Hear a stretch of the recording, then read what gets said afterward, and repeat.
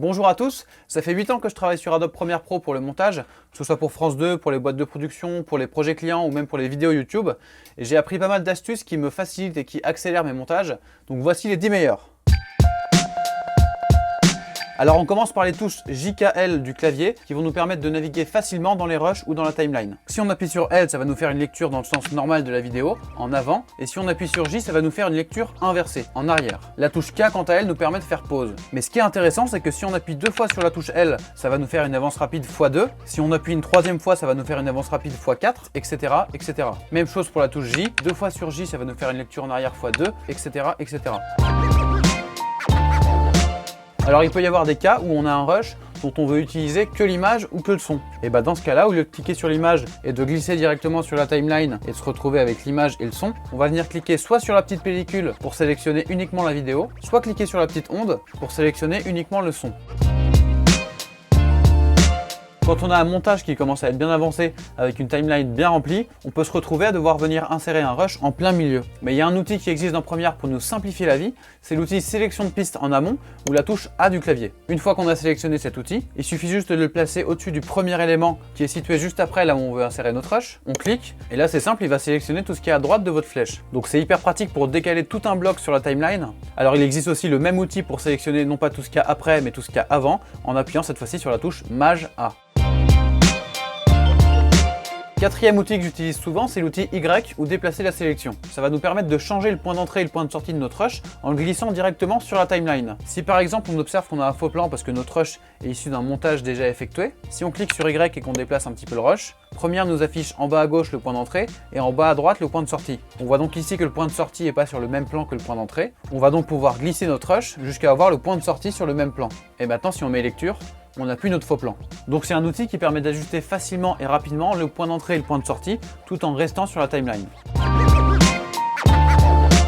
Une méthode très simple pour dupliquer un élément, c'est d'appuyer sur Alt et de cliquer et déplacer votre élément. Et là il a été dupliqué.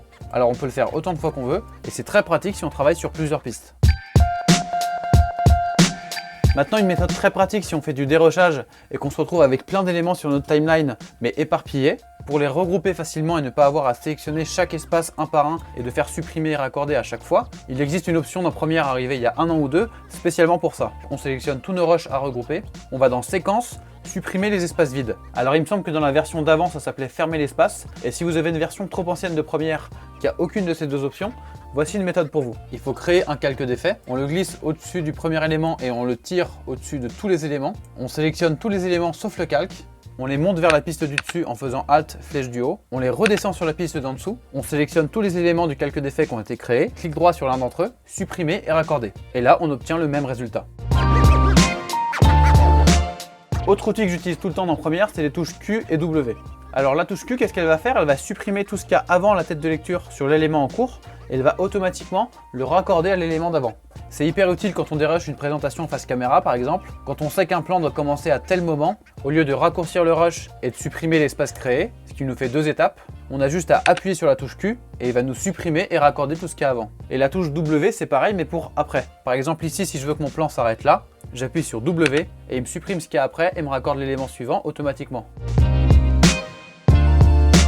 Autre élément hyper pratique dans Premiere, c'est le calque d'effet. Quand on veut appliquer un effet non pas à un seul élément, mais à plusieurs éléments, comme par exemple de l'étalonnage, on peut très bien copier-coller cet effet sur tous les éléments, mais c'est une manipulation qui est longue, et surtout si on veut modifier les réglages de cet effet, ça sera compliqué parce qu'il faudra recommencer l'opération.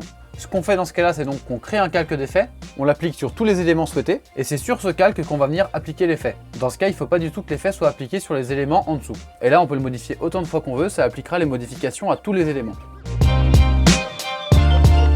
9e astuce, c'est la touche U avec accent pour mettre un panneau en plein écran. Alors ce qu'on appelle panneau, c'est chaque portion, chaque fenêtre de l'interface de Premiere. Donc ça peut être par exemple la timeline, ça peut être le chutier, ou alors bien sûr la fenêtre source au programme. Donc pour mettre en plein écran, il faut bien placer la souris au-dessus du panneau qu'on veut et appuyer sur la touche U accent. Attention, c'est bien l'endroit où la souris est placée qui est pris en compte et pas le panneau qui est sélectionné. Et pour sortir du plein écran et revenir à l'interface normale, on reclique sur la touche U accent. Et encore mieux, pour mettre vraiment la vidéo en plein écran pour pouvoir se faire une lecture sans avoir à faire un export, dans ce cas-là, il faut cliquer sur CTRL plus U avec accent.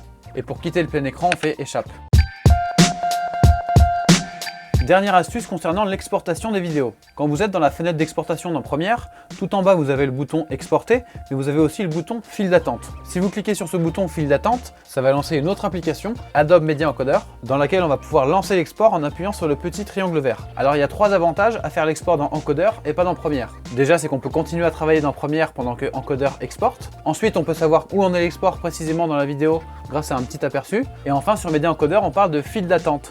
Donc c'est-à-dire qu'on peut lancer plusieurs exportations via la fenêtre Premiere en appuyant sur le bouton file d'attente. Ils vont s'ajouter les uns après les autres dans Encoder. Et une fois qu'on va appuyer sur le triangle vert, ils vont s'exporter les uns après les autres, ce qui peut être très pratique quand on veut exporter sous plusieurs formats, ou alors pour faire tous nos exports le soir quand on n'est pas en train de monter, pour pas que ça ralentisse l'ordinateur pendant qu'on travaille. Voilà mes 10 principales astuces de montage sur Premiere. Si vous en avez d'autres, n'hésitez pas à nous les partager en commentaire. Si la vidéo vous a plu, mettez un petit pouce et abonnez-vous si ce n'est pas encore fait. Et peut-être qu'elle plaira à d'autres personnes, donc n'hésitez pas à la partager sur les réseaux sociaux, de vive voix, ça peut être sympa. Allez, salut!